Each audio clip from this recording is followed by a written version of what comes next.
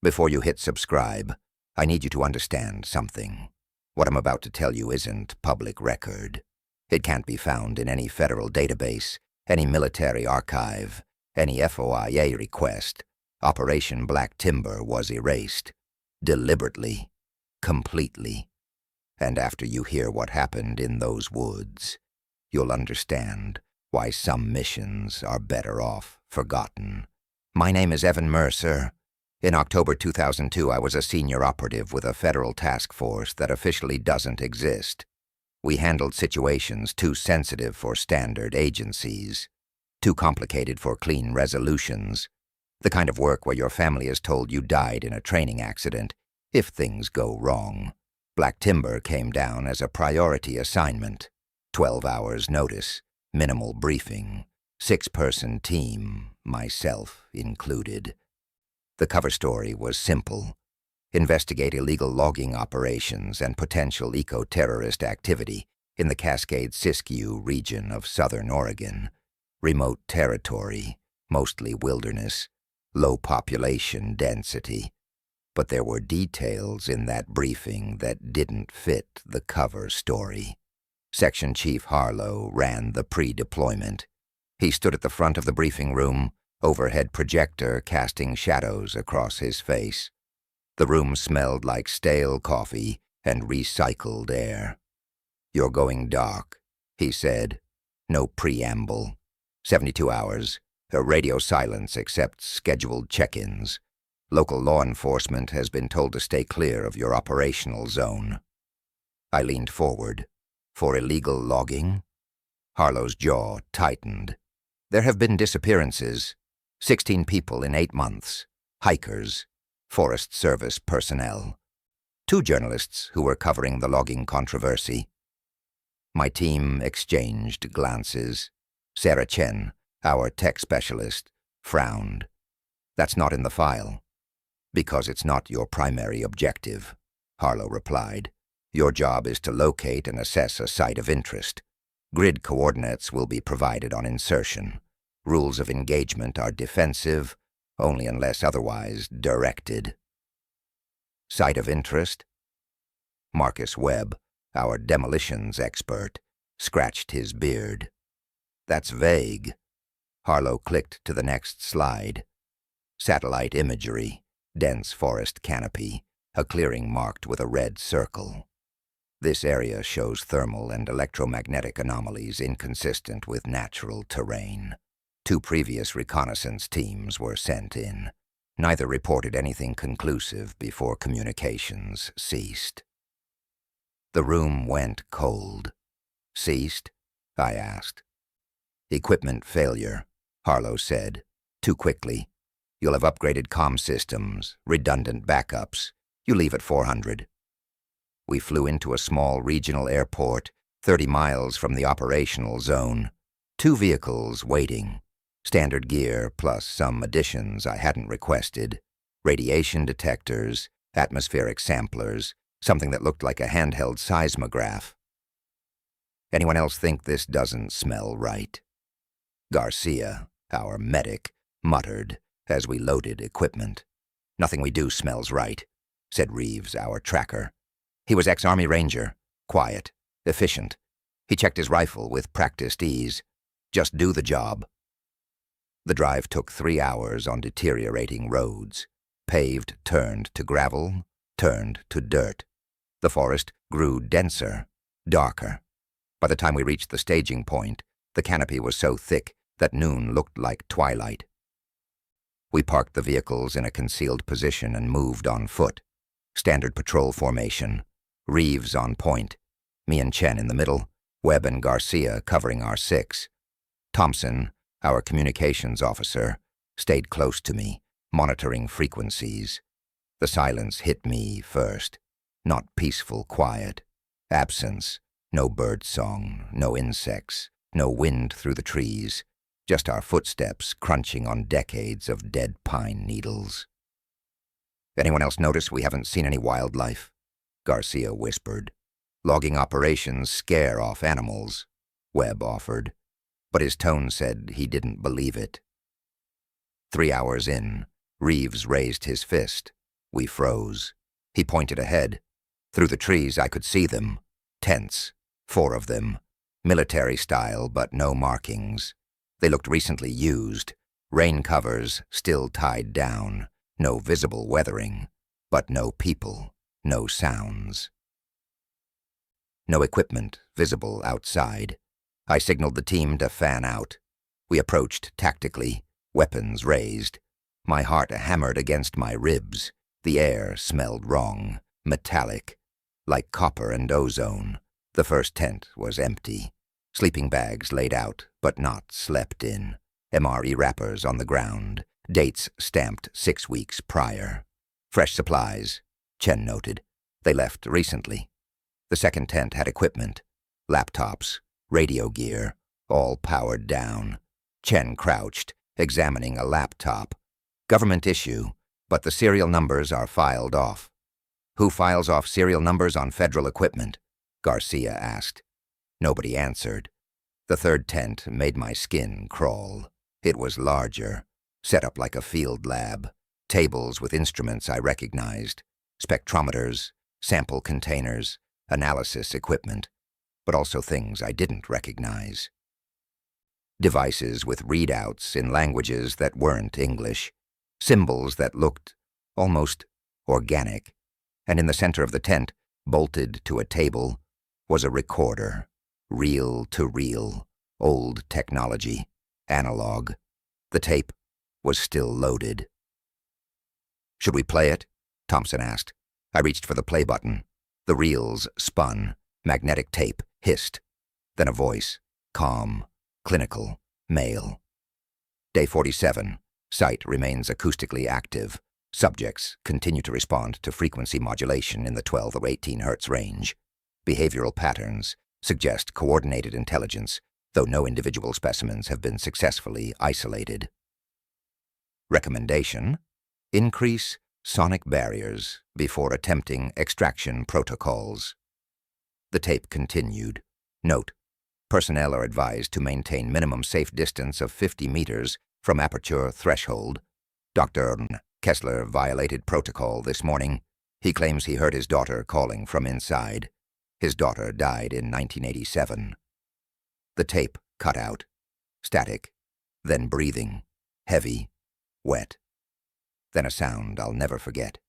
It started low. A hum that vibrated in my chest. Then rose in pitch until it felt like my teeth were vibrating. And beneath it, layered, were voices. Hundreds of them. Whispering the same words over and over, but I couldn't make them out. Chen ripped the plug from the recorder. Silence. Crashed back. What the hell was that? Garcia's voice shook. I looked at the equipment around us. The filed-off serial numbers. The abandoned camp. The tape. "We need to reach those coordinates," I said. "Now." We left the tents behind. The forest felt like it was watching.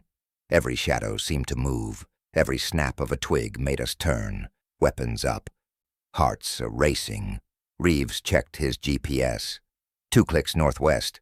We moved faster now. The temperature dropped. Our breath misted.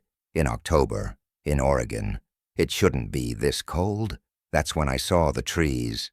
They were wrong. Not sick or dying. Wrong. Their bark had a texture like scar tissue. Deep grooves carved into the trunks in patterns too regular to be natural.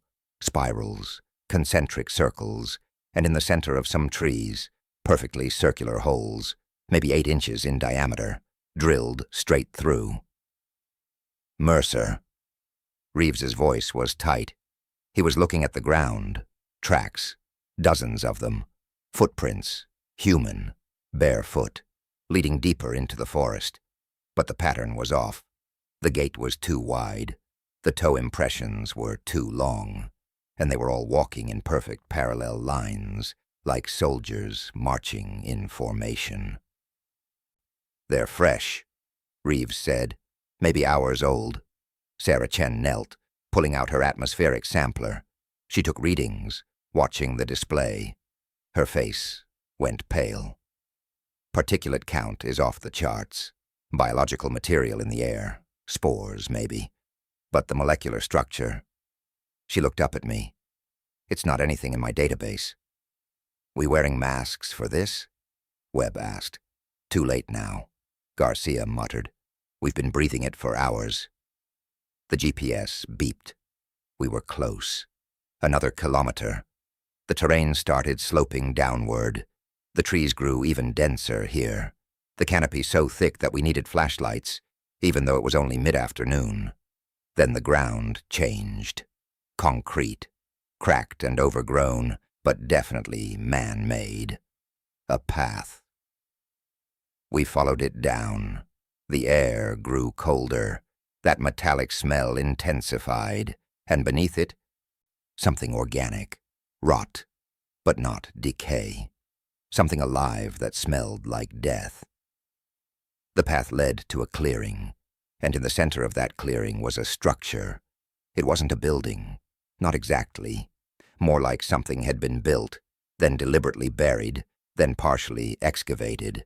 Concrete walls emerging from the earth at odd angles, rebar jutting out like broken bones, and at ground level, a massive steel door, blast-rated, the kind they use for bunkers, for places you seal and never open again. The door was ajar, 3 feet open, darkness beyond. Around the entrance, someone had spray-painted warnings. Recent paint, bright orange. Do not enter. Contaminated. Authorized personnel only. And one more, in different handwriting. Shakier. It hers you. Check for power, I ordered. Thompson pulled out his scanner. Nothing. No electrical signatures, no radio signals. Whatever this place was, it's been dead for years. But as he said it, I heard something. Faint. Coming from inside. That same low hum from the tape. Barely audible. Felt more than heard. You hear that? Garcia asked. We all did. Standard Bratch protocol, I said. Reeves, Webb, you're on point. Chen, Thompson, you're with me. Garcia, watch our exit. Why do I get the feeling this is a terrible idea? Garcia asked. But he took position by the door. We clicked on weapon-mounted lights, white beams cutting through the darkness. The door groaned as we pushed it wider, metal scraping against concrete.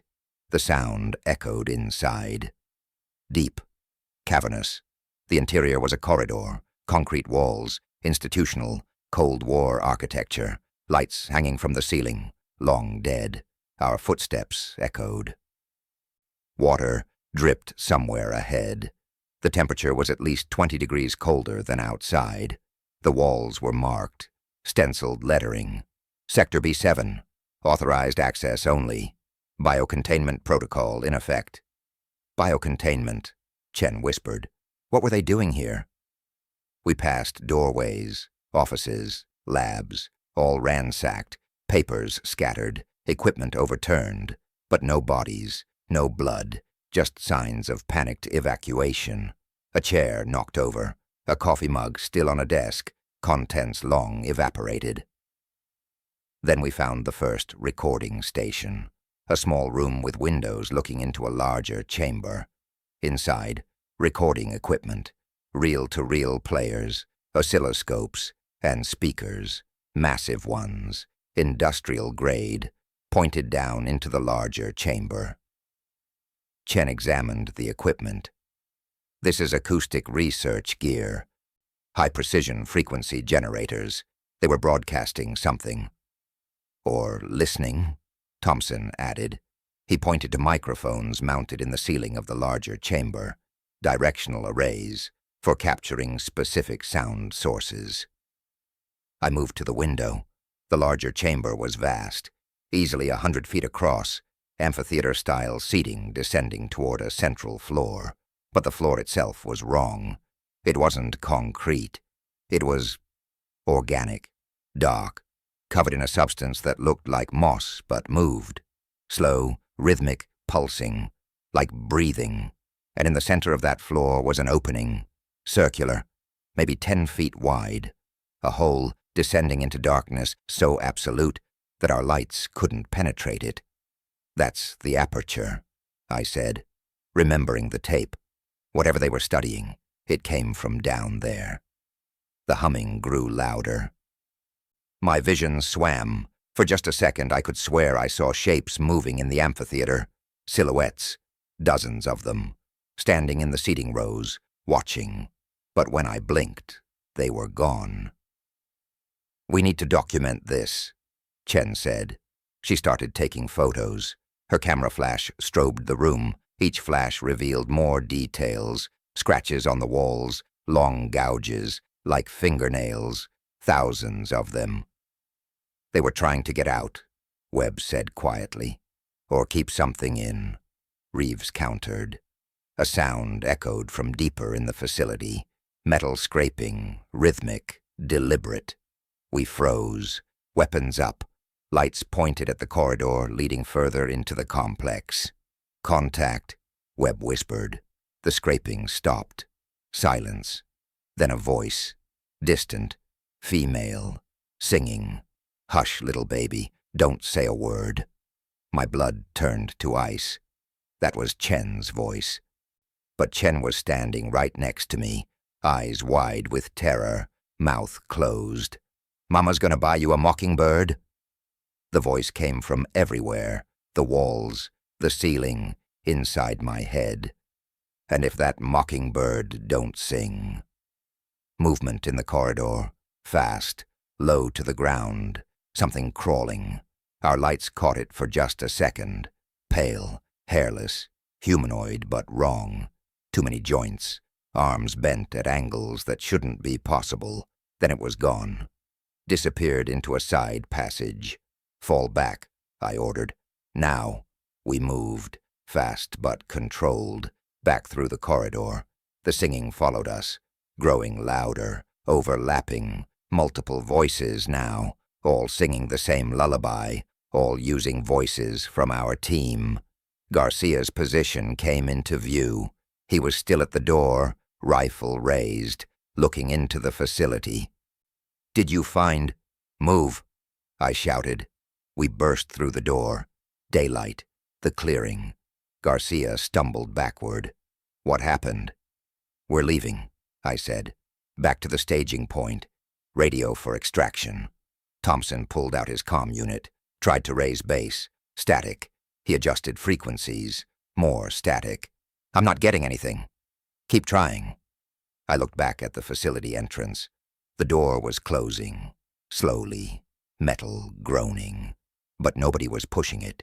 It was closing on its own, or something was pulling it closed from inside. We moved fast through the forest. No formation now, just running. The trees felt closer, the shadows deeper. That humming sound followed us, growing, fading, then growing again, like a pulse. "Still no signal," Thompson said. His voice cracked. "Nothing on any frequency. It's like something's jamming us. Or absorbing it," Chen added. She was breathing hard, checking her equipment while moving. "The spore count is increasing. Whatever's in the air, it's getting thicker." Reeves stopped suddenly, held up a fist. We halted, hearts hammering. He was staring at the ground. "What?" I asked. He pointed. The tracks, the barefoot prints. They were all around us now, hundreds of them, fresh, wet. And they weren't walking anymore. They were running, in circles, around our position, like we'd been surrounded. "They're hurting us," Reeves said. A twig snapped to our left. We spun. Lights up. Nothing. Just trees. But I could feel eyes on us. Watching. Waiting. 3 o'clock, Webb hissed. I turned. There.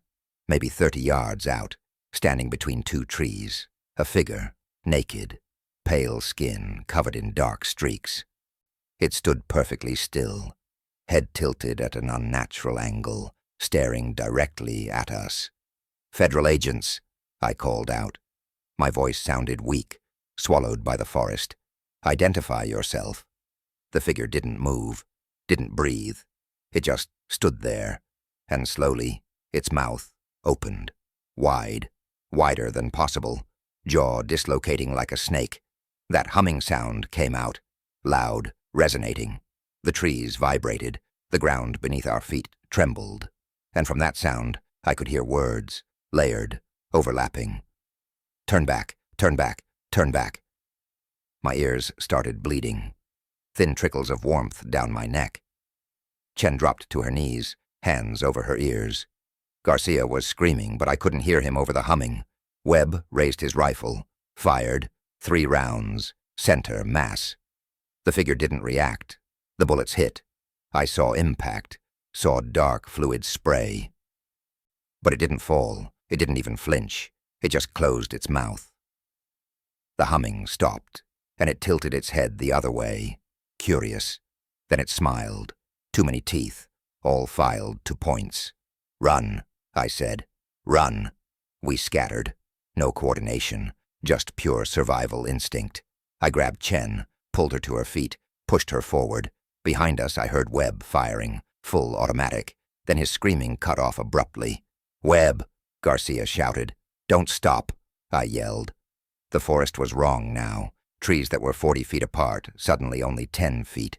Paths that led uphill now led down. My compass was spinning. North kept changing. The sun, what little penetrated the canopy, was in 3 different positions at once. The space is distorted, Chen gasped. It's not following normal geometry. How is that possible? It's not. But it's happening. Thompson was still ahead. He'd found a rocky outcropping, high ground. We scrambled up, defensive position, backs against stone. 5 of us now. Webb was gone. I could see the clearing below, the facility entrance, but it was wrong. There were 6 doors now, all identical, arranged in a circle, and standing around them, watching, were dozens of those figures, pale, motionless, all with their heads tilted at the same angle. What are they? Garcia asked. Test subjects, Chen said. She was looking at her atmospheric sampler. Her hands shook. The spores, they're not environmental. They're deliberately engineered. Fungal-based neurological parasites. They colonize the brain, override higher functions, create a hive consciousness. In English, Garcia said, those things down there aren't people anymore. They're something else. Something that uses human bodies as hosts, and those spores we've been breathing.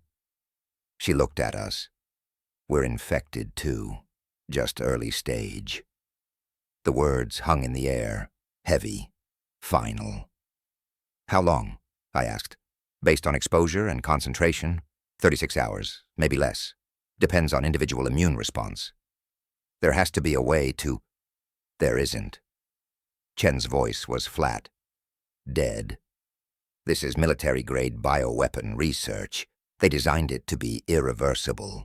Once you're exposed, you're gone. It's just a matter of time. Thompson laughed, hollow, broken. So we're dead. We're already dead. Not yet, Reeves said. He was checking his ammunition, counting rounds. We have time. We can still get word out, warn others. With what? Thompson held up his comm unit. Nothing works. We're cut off. I looked at Chen. That facility. There has to be records, research data, something that explains what this is. If we can get that, document it. Maybe someone finds it eventually. You want to go back in there? Garcia asked. That's suicide. We're dead anyway, I said. Might as well make it count. They looked at me. 5 faces, exhausted, terrified, but still human, for now. I'm not ordering anyone, I continued. This is volunteer only, but I'm going back in. I'm finding those records, and I'm making sure someone, someday, knows what happened here. Silence.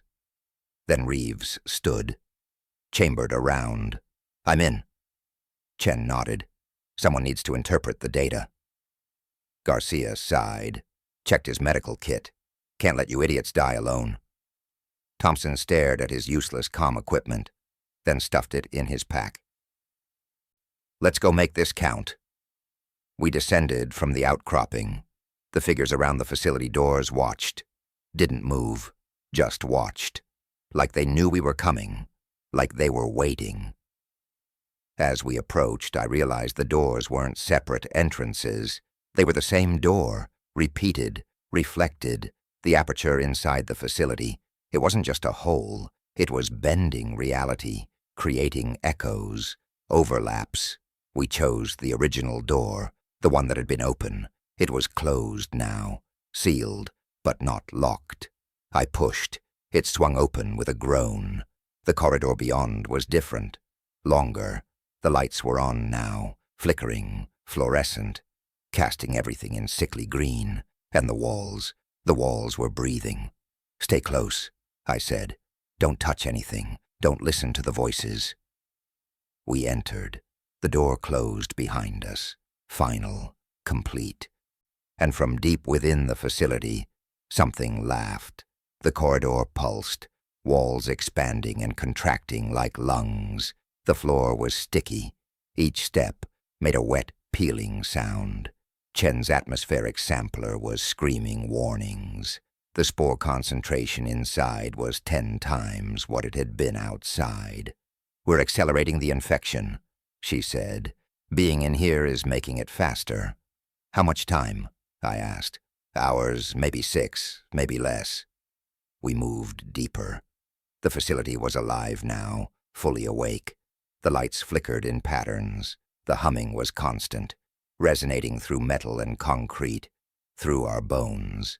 Reeves found the first body, a researcher, still in his lab coat, slumped against the wall. His eyes were open, filmed over white. His mouth hung slack, but his chest was moving, breathing. "Is he alive?" Garcia moved closer. "Don't," I warned. Too late. Garcia knelt, checked for a pulse. The researcher's hand shot out, grabbed Garcia's wrist. The medic screamed, tried to pull away, but the grip was iron. The researcher's mouth moved. That humming sound came out, words hidden inside it. "Join us, join us, join us." Reeves stepped in, put his rifle barrel against the researcher's temple, fired. The body collapsed, but the humming didn't stop. It came from the walls now, echoing, repeating. "Join us, join us, join us." Garcia clutched his wrist. The skin where the researcher had grabbed him was already changing, turning gray, spreading up his arm like frost. "Cut it off," Garcia said, his voice steady, professional, going into shock. "Cut it off now. Garcia, now." There wasn't time to argue.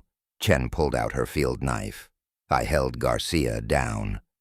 Reeves made a tourniquet above the elbow.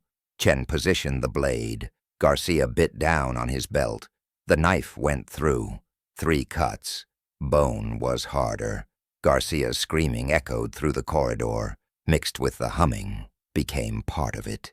His arm came free. The gray spreading stopped at the tourniquet. Garcia passed out. Reeves caught him. "We need to move. He needs real medical attention." "There's no extraction coming," Thompson said. "We all know that."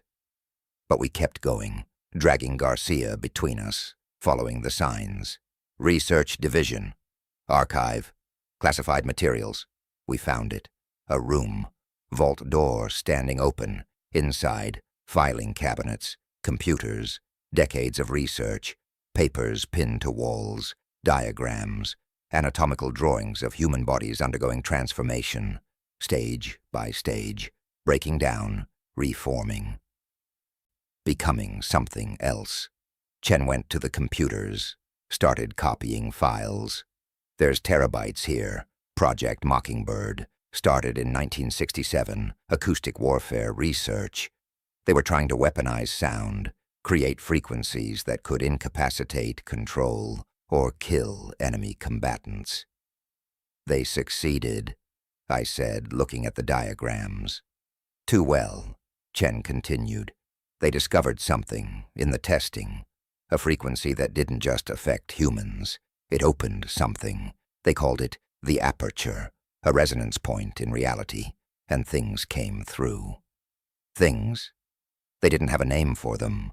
The researchers just called them the chorus. Entities that exist in sound, that move through vibration. They're not physical, not really, but they can inhabit physical forms, colonize them, turn them into instruments. I read over her shoulder. Report after report, test subjects exposed, transformed, researchers trying to close the aperture, failing, the infection spreading, the entire facility becoming contaminated. They tried to bury it, I said. Seal it off. Pretend it never happened. But it's still here, Reeves said. Still active, still spreading. Thompson found something. A map. Geological surveys. The facility isn't just here. It's a network. Tunnels. Access shafts. Spreading through the entire mountain range. And look. He pointed to markers. Research stations. Dozens of them. All through Oregon, Washington, Northern California. They were expanding, Chen said, testing the limits, seeing how far they could push it. Or they lost control, I countered. This wasn't shut down. It escaped, and they've been containing it ever since. A sound from the corridor. Footsteps, multiple, coordinated, marching. They're coming, Reeves said. He chambered around. How much data do you have? Half, Chen said. I need 2 more minutes. You've got one. Reeves and I moved to the door, looked out. The corridor was full of them, dozens of those figures, walking in formation, all moving in perfect sync, their mouths open, humming. The sound was physical. I could see the air distorting, rippling. When I say go, run, I told Chen. Don't stop. Don't look back. What about you? We're buying you time. The figures stopped, 20 feet away, standing in perfect rows, like soldiers at attention. Then as one they tilted their heads, all the same angle, all staring with those milky eyes. And they sang. Not the lullaby this time. Something else, older, in a language I didn't recognize. But I understood it. On a level deeper than words, it was a hymn, a call, an invitation. My legs moved, walking forward, toward them. I couldn't stop, couldn't control it. The song was in my head, in my muscles, overriding my will. Mercer, Reeves grabbed me, pulled me back. Don't listen. But how do you not listen when the sound is inside you? Chen emerged from the archive, flash drive in hand. I got what I could. We need to. The singing stopped. The figures parted, making a path. And at the end of that path, emerging from the deeper darkness, was something bigger, taller. Its body was an amalgamation of flesh. Dozens of bodies fused together, arms jutting out at random angles, faces pressed into its torso, all of them moving, all of them singing silently. It looked at us. With eyes that weren't eyes, just dark pits, absorbing light. Then it spoke. With a voice made of voices, layered, harmonized, beautiful and terrible. You are heard, you are known, you will join the chorus. Reeves opened fire, full automatic, rounds punched through the amalgamation. Dark fluid sprayed. Chunks of flesh tore away, but it didn't stop. Didn't slow. It opened what might have been a mouth. All the faces on its body opened their mouths in unison and screamed. The sound shattered Chen's atmospheric sampler, cracked the concrete walls. I felt my eardrums rupture. Blood poured hot down my neck.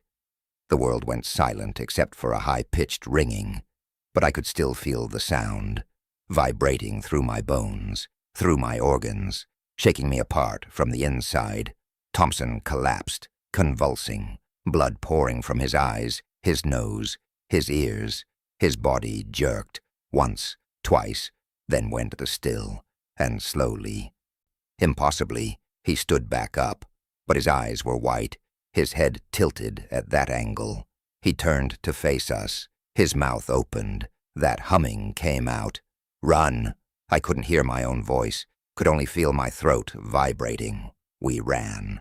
Chen clutching the flash drive, Reeves dragging Garcia, me firing blind behind us. The corridor twisted, bent. We were running downhill, but also uphill. Gravity kept changing. Left was right. Up was down. More figures emerged from the walls. Literally, stepping out of the concrete as if it were water. Reaching for us. Their fingers brushed my jacket. Cold, burning cold. A junction. 3 corridors. Chen pointed left. We took it. Burst through a door. Slammed it shut. Reeves wedged a chair under the handle. The door immediately began to bulge, hands pressing from the other side, dozens of them. We were in a cafeteria, tables and chairs covered in decades of dust, a kitchen area in back, windows high on the wall showing darkness even though it should still be daylight. Where are we? Chen's voice was muffled, distant. My hearing was coming back slowly. Everything sounded underwater. Garcia was conscious again, pale, sweating. His stump was wrapped but bleeding through. I can't feel my legs, he said. The infection, it's spreading faster. Fight it, I said. Stay with us. Why? Garcia laughed, bitter. We're trapped. We're infected. Webb's dead. Thompson's one of them. This is it, Mercer. This is how we die. The door exploded inward. The chair disintegrated. Figures poured through. Too many to count. The amalgamation ducked through the doorframe, its massive form filling the space, blocking the exit. We backed toward the kitchen. Reeves firing, each shot hitting, each shot doing nothing. The figures absorbed bullets like water. Holes closed up. Damage repaired. They were learning, adapting. The kitchen, Chen shouted. There's a service corridor. We burst through. Industrial kitchen, steel counters, walk-in freezer, and yes, a service door. We scrambled through, into a hallway, service tunnels, pipes running along the ceiling, steam, heat, the mechanical guts of the facility. This way. Reeves had his GPS out, somehow still functional. There's an exit, emergency shaft, 200 meters. We ran. Garcia was slowing us down. His legs weren't working right. I could see the gray spreading up his neck, reaching his jaw. His teeth were grinding together. Not from pain, from something trying to make him sing. Leave me, he said. I'm slowing you down. Not happening. Mercer, look at me. I did. His eyes were starting to film over, white, creeping in from the edges. He had minutes, maybe less. Give me your sidearm, he said. Let me buy you time.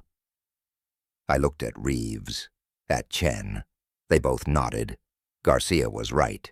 He was gone, but he could still choose how he went. I handed him my pistol, 3 magazines. He took position at a junction, braced himself against the wall. Go, he said. I'll hold them here. Garcia, go. We ran.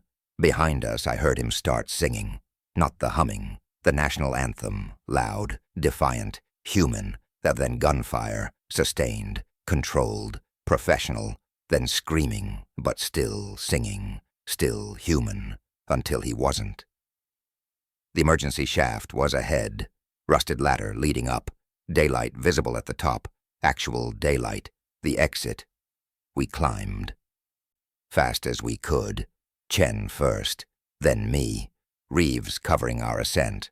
Below, figures poured into the tunnel, looking up at us. That amalgamation squeezing through, limbs reaching up, climbing, faster than should be possible. Climb, Reeves shouted. He pulled something from his pack, explosives, his demo charges. Get clear, 30 seconds. Reeves, no. Somebody has to make sure they don't follow. He was setting charges, wiring them to the tunnel supports. Get that data out. Make sure people know. Make sure they understand what's buried here. Reeves, move. I climbed. Chen was already at the top, pulling herself out. I followed, emerged into open air. Real air. The sun was setting. We were on a hillside above the facility. The forest spread out below us. Behind us, underground, an explosion. Muffled. Then a second. Larger. The ground shook. A plume of dust and debris erupted from the shaft. Reeves had brought down the tunnel, sealed it, with himself inside. Chen and I lay on the ground, breathing, bleeding, dying slowly from the inside, but still human. For now. We need to move, Chen said. Find civilization. Get this data to someone. Who? I asked. Who do we trust? This was a government operation. They knew. They've been covering it up for decades. Then we go public. Media. Internet. Something. They'll erase us. Erase the data. This mission is already gone from the records. Chen pulled out the flash drive, looked at it. Years of research. Proof of everything. Then we hide it, she said. We leave a trail, breadcrumbs, multiple copies, make it impossible to suppress completely. I nodded. It was a plan. A thin one, but it was all we had. We started walking, away from the facility, through the forest. The sun was down now, dark, falling fast, and in the darkness I could hear them, following, patient. They had time. We didn't. We walked for hours. No destination, just away. The forest was different now. Familiar landmarks were gone. The terrain didn't match any map. Chen's GPS showed us moving in circles, even though we walked in straight lines. Space itself was corrupted here, infected. My hearing was coming back fully. That was worse. I could hear things I shouldn't. Whispers in the wind that formed words. Footsteps matching our pace exactly, but meters behind. Always behind. Never catching up, just following. Chen was deteriorating faster. Her skin had a gray tint.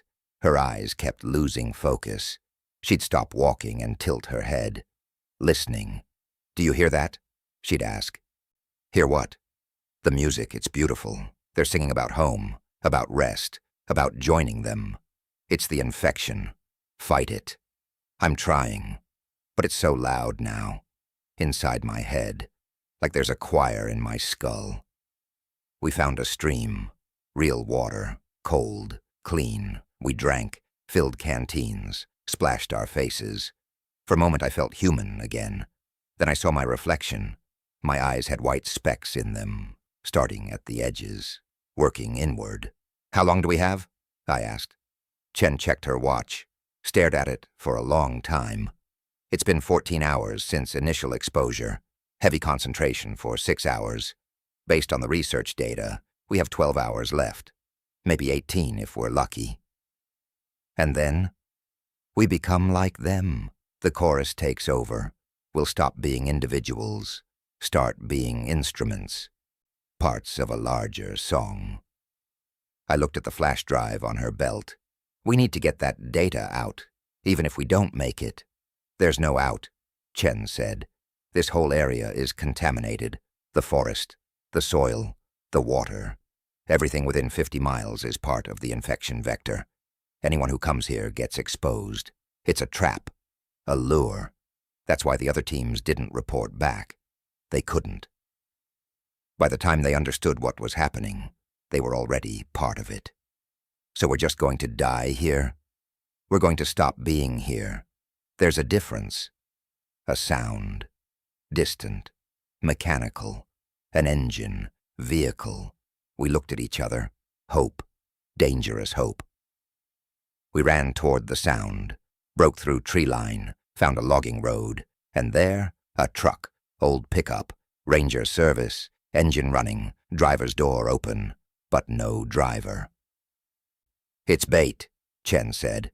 I know. We get in that truck, they'll follow us. Spread the contamination. I know. But we're getting in anyway. Yes. We climbed in. I took the wheel.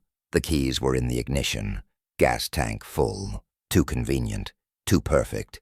But we were out of choices. I put it in gear. Started driving. The road was clear at first.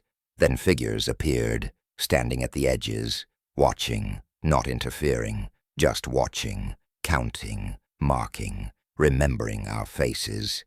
"They're letting us leave," Chen said. "No, they're following us, using us as vectors. We leave, we spread it further. Then we don't leave. We end this here." I looked at her. She pulled out her field knife, looked at it, then at me. "One of us has to survive long enough to destroy the data, make sure they can't recover it. The other keeps driving, leads them away." "Chen, I'm further along. You can see it. I have less time. So I drive. You make sure the data is destroyed. Then yourself. Clean. Final. There has to be another way. There isn't." She was right. I knew she was right. We switched positions. She took the wheel. I held the flash drive. One small piece of plastic, containing proof of everything. Decades of research, government conspiracy, human experimentation, and now it had to be destroyed. "Where are you going?" I asked. "Back," Chen said. "To the facility. I'm going to drive straight into that aperture, close it the only way I can, from the inside. That won't work. It's not physical. No. But it responds to resonance, to vibration. The research said so. Kinetic impact from a vehicle traveling at high speed might disrupt the frequency, collapse it. At least temporarily. Might? It's better than nothing." She was accelerating now, heading back the way we came. The figures were running alongside the truck, keeping pace, dozens of them, then hundreds, all singing, that hymn, that call. The truck's frame was vibrating, harmonizing. "Jump," Chen said. "Now." I looked at her. Her eyes were almost fully white, her skin gray, veins dark beneath the surface. She was smiling, but it wasn't her smile. It was too wide, too many teeth. "Chen?" "Still me," she said.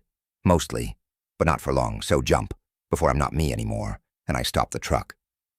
I opened the door, wind rushing, ground blurring past, 40 miles per hour, 50, 60. This was going to hurt. "Thank you," I said. "Tell them," she replied. "Tell them what happened here. Tell them we tried." I jumped, hit the ground, rolled. Bones cracked, skin tore, but I was alive. Watched the truck accelerate. Chen hunched over the wheel, figures running behind, an army of the transformed, the amalgamation loping along, all heading back to the facility. The truck hit the facility entrance at 70 miles per hour, crashed through, disappeared inside, then light, bright, white, searing, a sound like reality tearing. The ground heaved, trees bent away from the shockwave. The hilltop where the facility stood collapsed inward. A sinkhole opening, swallowing everything. Then silence, complete, total. The humming was gone. The singing stopped. The figures in the forest dropped, all at once. Like puppets with cut strings, I lay there, bleeding, broken, still infected, but the chorus was quiet. I don't know how long I lay there. Minutes, hours. The sky cycled through colors. The sun moved, but I couldn't track it. Time felt broken, shattersty-like glass, each second a fragment cutting into the next. When I finally stood, the forest was different. Normal. Birds singing, wind rustling leaves, insects humming, normal insect sounds. The contamination was gone, or dormant, or localized. I couldn't tell. The flash drive was still in my hand, gripped so tight my fingers were white, bloodless. I looked at it. Terabytes of data, proof, evidence, everything anyone would need to understand what happened here. And Chen had told me to destroy it. I walked. No direction, just movement. My body was shutting down. I could feel it. The infection was too advanced. Chen had bought time, maybe disrupted the chorus enough to slow it, but not stop it. The gray was spreading up my arms, my legs. My vision kept blurring. And I could hear whispers, faint, like echoes of that hymn. They were still there, just quieter. I found a road, real paved road, followed it, hoping for traffic, for people, for rescue. But knowing I couldn't let anyone find me like this, I was contaminated. If I was recovered, if I was taken to a hospital, studied, it might start again, spread again.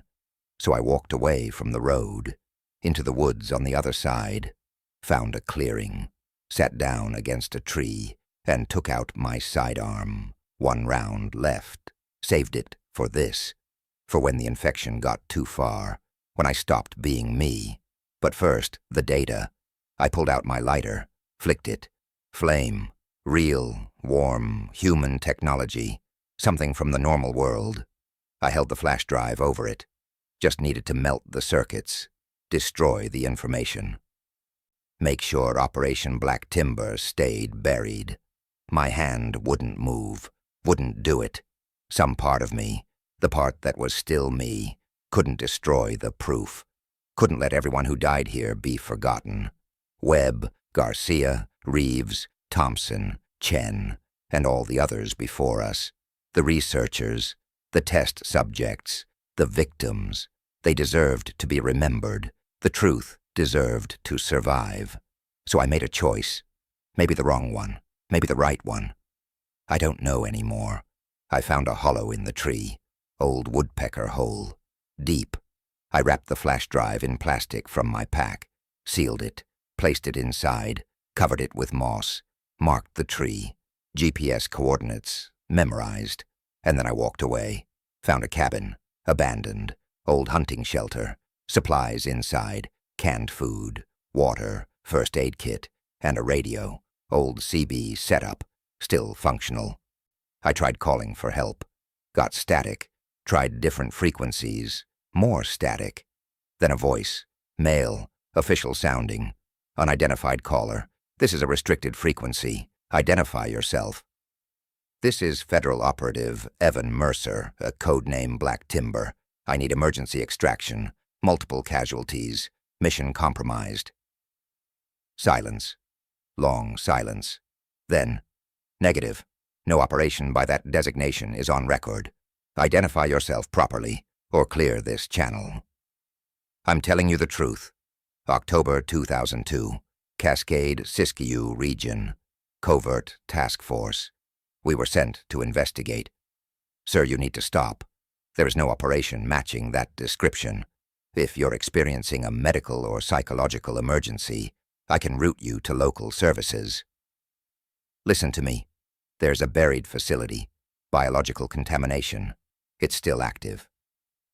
You need to cordon the area, evacuate nearby towns. This is a national security threat. Sir, the radio cut out. Dead. I tried to restart it. Nothing. They'd killed the signal remotely. Didn't want me talking. Didn't want the information spreading. I was on my own. Erased. Already deleted from official records. They'd done it fast. Within hours.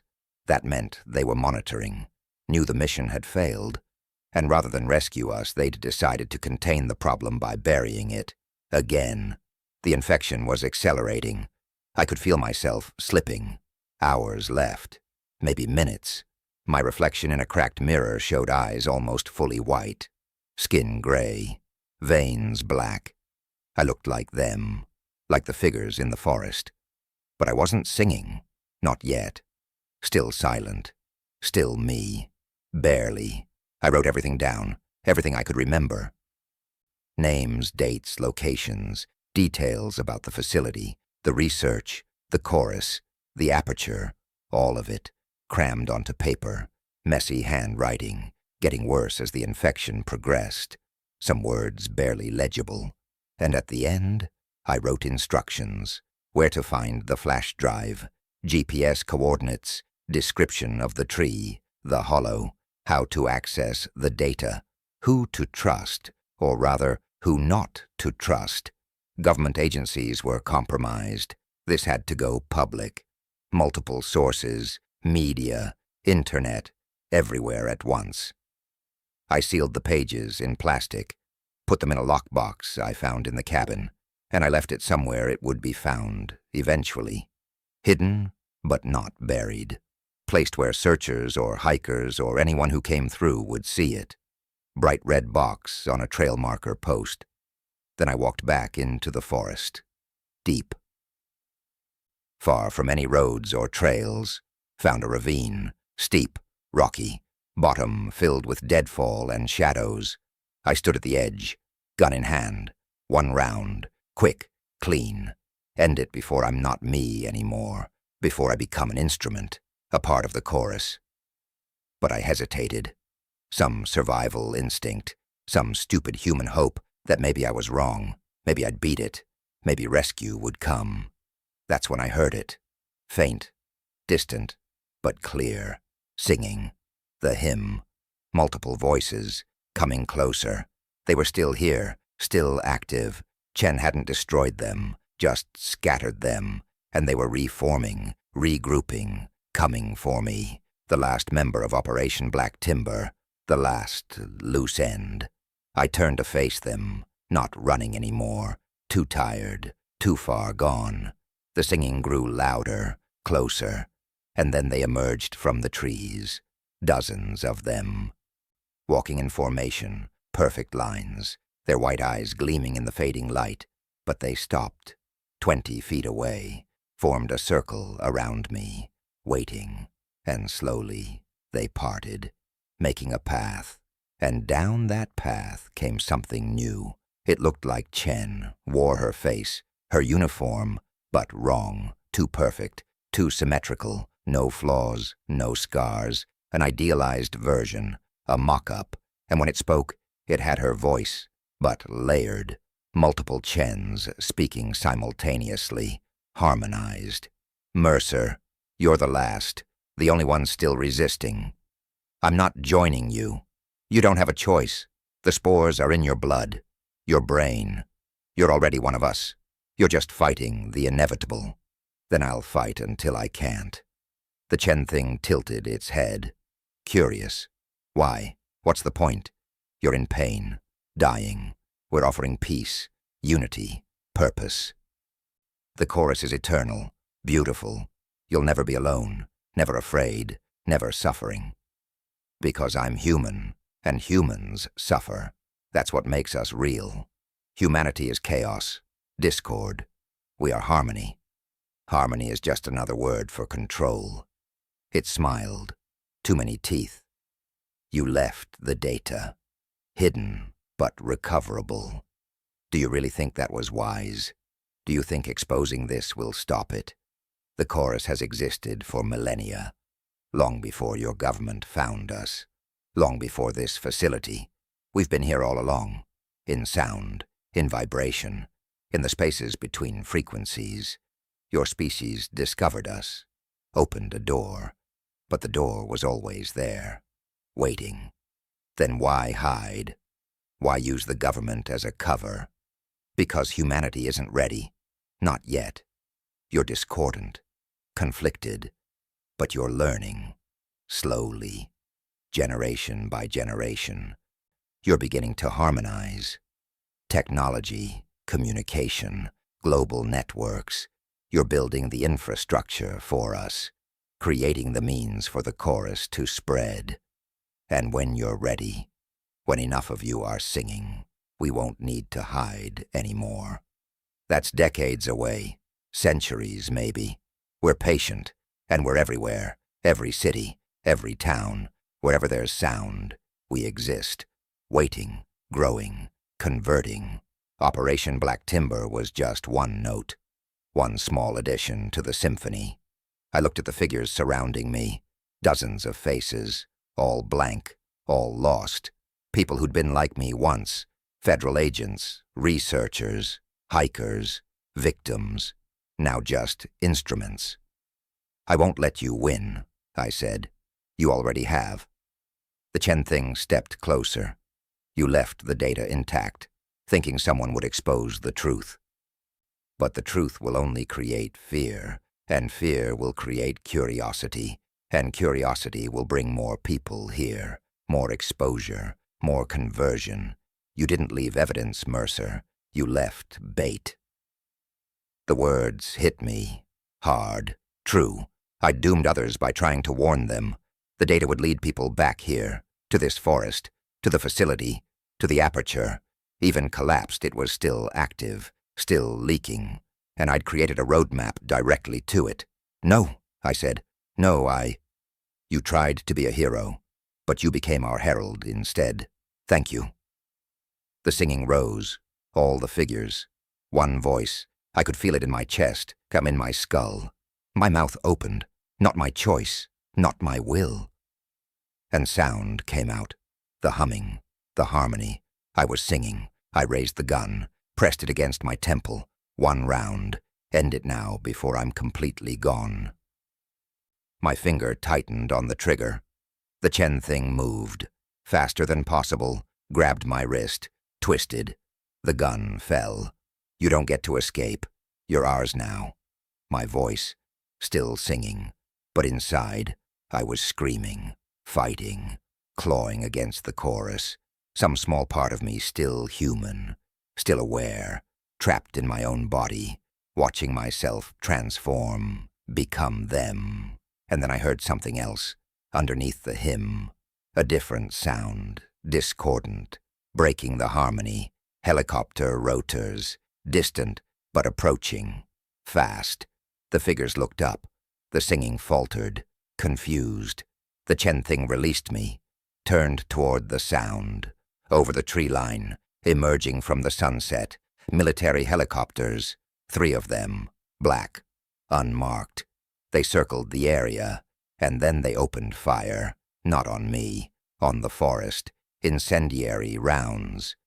The trees erupted in flames, fire spreading, fast, consuming. The figures scattered, running. The Chen thing screamed, a sound that tore through the harmony, pure rage. One helicopter descended, soldiers fast roping down, full hazmat gear, weapons raised. They surrounded me, grabbed me, zip-tied my hands, injected something in my neck, cold spreading through my veins. I tried to speak, to warn them, but my voice was gone. Only the humming remained. They dragged me to the helicopter, threw me inside. We lifted off. Below, the forest was burning, consuming everything. The facility, the aperture, the contamination, all of it. Controlled burn, erasing the evidence, but not soon enough, not completely. The chorus had spread. I'd helped it spread.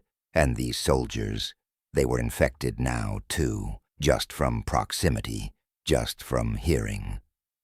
They didn't know it yet, but in hours, maybe days, they'd start singing, too. We flew for hours, landed at a facility I didn't recognize, underground, sterile. I was taken to a cell, white walls, soundproof, completely silent. They kept me there, studied me, watched me transform, took samples, ran tests, and slowly I stopped being Evan Mercer, stopped being anyone, just became part of the chorus. Another voice, another instrument, but something remained, some fragment, deep inside, still aware, still watching, and that fragment is speaking to you now, through the static, through the years, through the layers of harmony that have consumed me. This isn't a warning. It's too late for that. This is a confession, a testimony from someone who doesn't exist anymore. Operation Black Timber failed, but not the way you think. It didn't fail because we died. It failed because we succeeded. We found the truth, and the truth found others. That flash drive I hid, someone found it, just like the Chen thing said they would, and they came looking, and they heard, and they sang, and now the chorus is spreading. Through research, through investigation, through curiosity, every documentary, every podcast, every video analyzing what happened. They're all vectors, all spreading the frequency, the sound, the infection. You're listening right now. Maybe you've been listening for minutes, maybe hours, however long this video has been playing. And the whole time, embedded in the audio, beneath the words, is that frequency, the one that opens the door, the one that lets the chorus in. Can you hear it? That low hum, almost below perception. but it's there, in every word. Every sentence, growing, resonating, finding the spaces in your mind, making room. Don't try to stop it. You can't. You're already singing. You just don't realize it yet. I'm sorry. I tried to warn you. But the truth is, there is no warning. There's only the song. And the song is everywhere, in every sound, every frequency. Waiting, patient, eternal. Welcome to the chorus. See you soon. Don't forget to subscribe. Share your stories in the comments. And remember, some frequencies once heard can never be unheard. Sleep well.